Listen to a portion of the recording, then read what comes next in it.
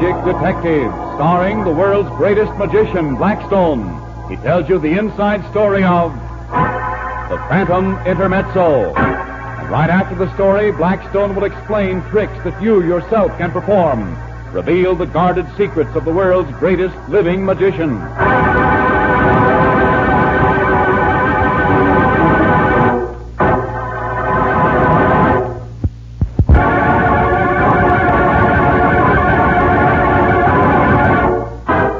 And now, stand by for Blackstone, the Magic Detective. I was reading a book last night, Blackstone. Yeah, hooray for you. We'll skip that crack, Rhoda Brent. As I said, I was reading a book about ghosts. Did you ever see a ghost, Blackstone? No, Don, I never saw one, and I doubt if anyone ever did. I thought I saw one once. Remember, Blackstone? Yes, Rhoda, I certainly do. I don't think I've ever seen anyone turn so pale. Except Yamamura. I thought he was going to faint. Who is this Yamamura? He was a medium. You know, one of those call the spirits back from another world boys.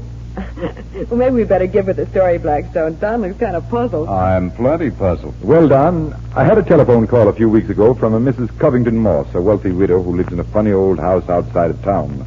Rhoda and I thought we were to do a show for some party of hers, so we drove out. It was dusk as we arrived on the doorstep, and the butler let us in. Mrs. Covington Moss is expecting us. Very good, sir. Right this way. Thank you. I'll tell Mrs. Covington Moss that you're here. Very well. Hey, Blackstone, there's something funny here. What do you mean, Rhoda? Well, there's no party. What do you suppose she wants us for? To give an act just for her? Well, that doesn't seem likely. Gee, I wonder what the idea is. Well, we'll find out soon enough.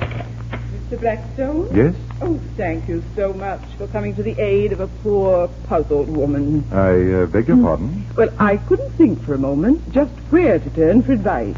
And then I thought of you. Oh? My lawyers who handle my estate are so unsympathetic about my spiritual activities. They refused to advise you on your problem? Oh, no, I wouldn't say that. They advised me against everything. But I didn't feel they were being at all open-minded. Perhaps you'd better explain. Of course. Would you please come upstairs with me? Certainly.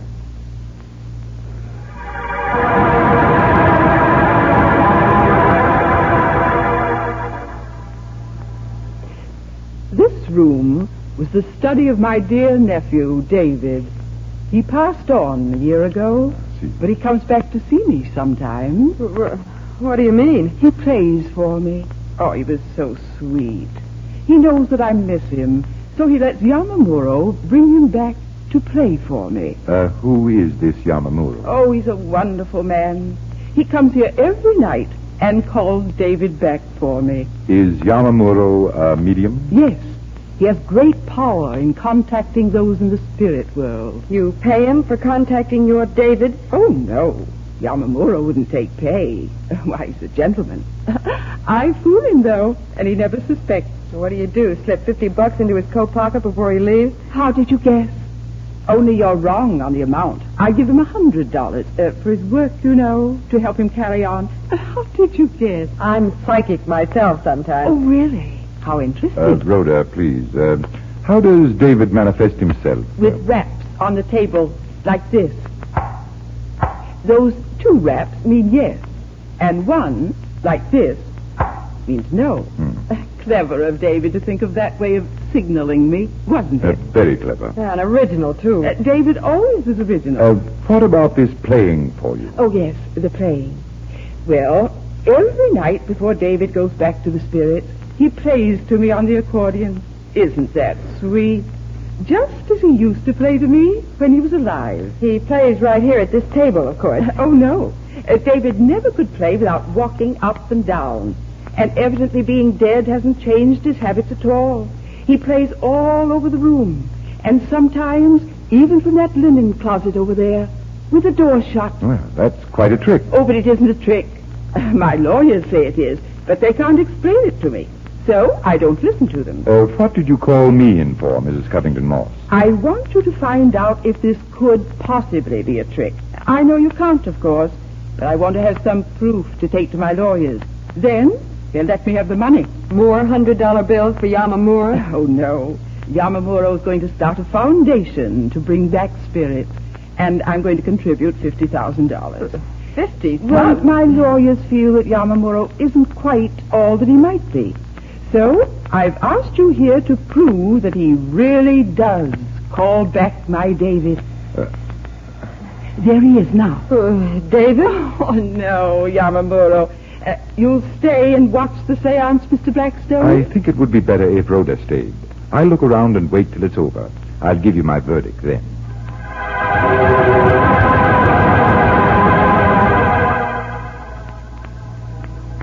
Now the lights are dimmed. We will call forth our David. Ooh, this is spooky. Oh, I must ask for quiet, please. Complete quiet. David, are you here with us? David. Oh, he's here. Hello, David. Are you feeling quite well today? No? Oh, an attack of your old hay fever, perhaps? Oh, my poor dear. But you are happy, aren't you, David? Oh, I'm so glad.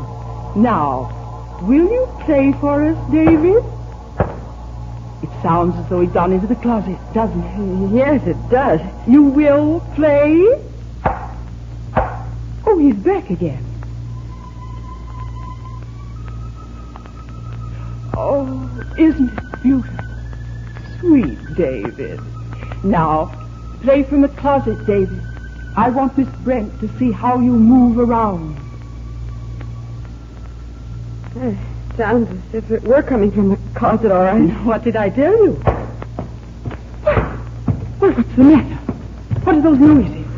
Why has David stopped playing? Yamamuro, what is it? Oh, I do not know. Something is going wrong. The spirits are... The door's opening. The door from the closet. And a figure's coming out. A white figure. David. It's my David. Heavenly days. It's a ghost. Speak to me. David, speak to me. Keep away, please. Keep away from me. Going over to Yamamura. You have summoned me once too often. You will not let me rest. No, let go of me. Let go of me, David. No, you mustn't do that. Let go of Yamamuro, David. Blackstone, the ghost is choking the medium. Cough it up, Yamamuro. Come on, cough it up. That's better. Where's Blackstone dressed as a ghost? Right, Rhoda, turn on the lights. Mr. Blackstone, what have you done? I approve that your lawyers are right, Mrs. Covington Moss. This man is a fake. Well, look, there on the table. There's a tiny harmonica. Tell me, Mr. Blackstone, tell me what you found out.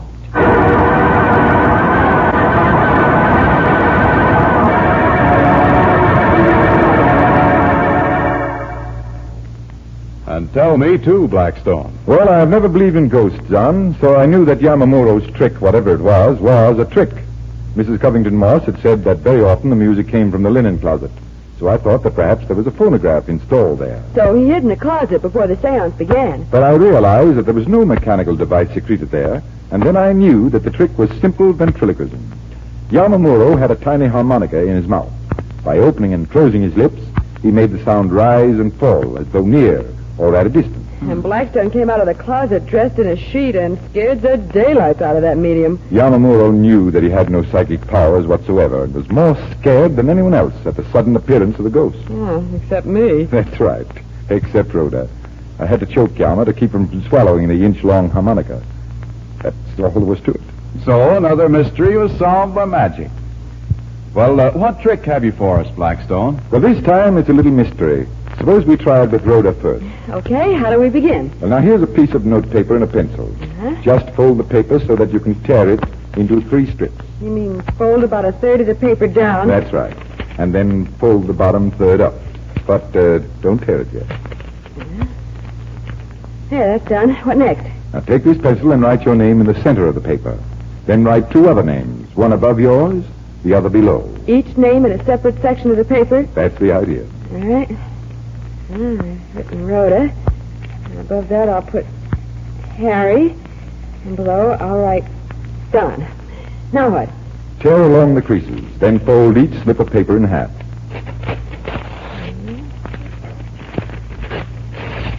There. Well, here are the slips. All folded. Now give the papers to Don and let him shake them in that hat. Hold the hat high, Don. Okay. There it is, above my head. Very well. Now I reach into the hat and try to catch the magician vibration. What I'm after is the slip of paper with Rhoda's name on it. You have only one chance in 3. Oh, no, Rhoda. With the vibration working, this trick can't miss. Here's a slip of paper from the hat. Open it and read the name. Well, it's my own name, Rhoda. I told you it would be. Now it's up to you to figure out how it's done. And if I can't guess? Then I'll be back to tell you.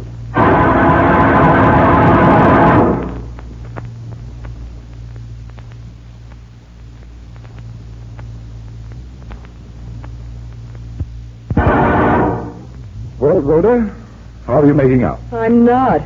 Well, let's have Don try it. Here's another piece of paper. Fold it in 3, Don, and write your name in the middle. And 2 other names, top and bottom. That's right. And this time we'll let Rhoda shake the hat. There you are.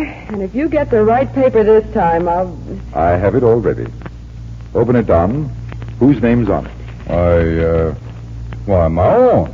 Say, this trick can't miss, can it? No, and I'll show you why. Here's another piece of paper. What I want you to notice is the edges. They're all smooth, aren't they? Yeah, of course.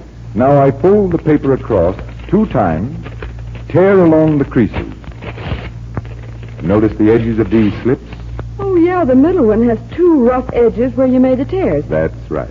But the other 2 slips each have 1 smooth edge, don't they? Of course, the top and the bottom. But it was the middle strip on which you wrote your name. So when I reached into the hat, all I had to do was find the slip with the 2 rough edges. And it was the right one. Yes, it was the right one.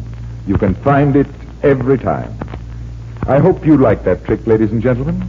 And now, until next time, this is Blackstone saying good magic and goodbye.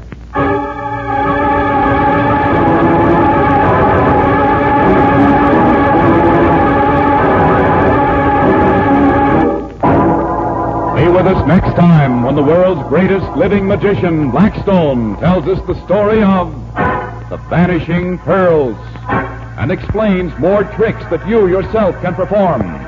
Listen in again to Blackstone, the world's greatest living magician.